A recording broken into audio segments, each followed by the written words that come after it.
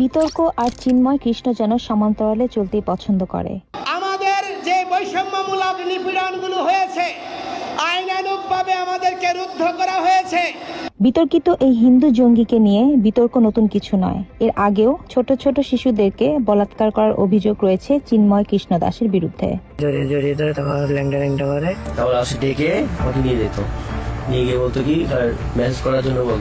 শিশুদেরকে বলাৎকার করার অভিযোগে গেল বছর ইসকনের পক্ষ থেকে তার বিরুদ্ধে অন্তর্বর্তীকালীন নিষেধাজ্ঞা জারি করা হয়েছিল।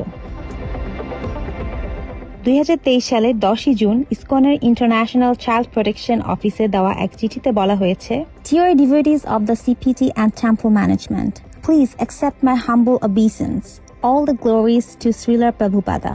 Please be informed that the ISKCON International Child Protection Office is imposing interim restriction forthwith for Chinmay Krishna Das, legal name Chandan Thar, current post Temple President at Pundik Dham, Hattachari, Chittagong, Bangladesh.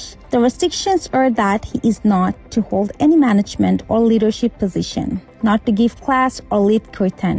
No public worship inclusive of Srila Prabhupada Puja or garlanding. No contact with any persons under the age of 18 years. No overtime stay at any ISKCON property other than any designated by the CPT Director of Bangladesh and ISKCON Core Committee Bangladesh.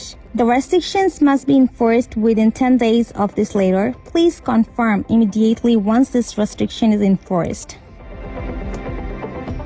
নিজ সংগঠনের পক্ষ থেকে শাস্তি পাবার পরেও জঙ্গি এই নেতা এখনো থামেনি। বিভিন্ন সময়ে ছোট ছোট শিশুদেরকে বলাৎকারের পাশাপাশি রাজনৈতিক বিতর্কেও জড়িয়েছেন নতুন করে।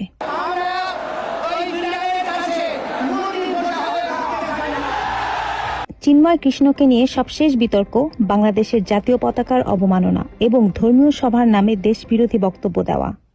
আমাদেরকে কি বিচার করা হচ্ছে যে তোমরা এই দেশের দ্বিতীয় শ্রেণীর নাগরিক? এত কিছুর পরেও চিন্ময়কে গ্রেফতার না করায় দেশের একটি সাম্প্রদায়িক দাঙ্গার আশঙ্কা করছেন অনেকে। উদ্ভূত পরিস্থিতি এড়াতে দ্রুত চিন্ময়কে গ্রেফতারের দাবি সকলের। মারিয়া আরোহী, বাংলা এডিশন।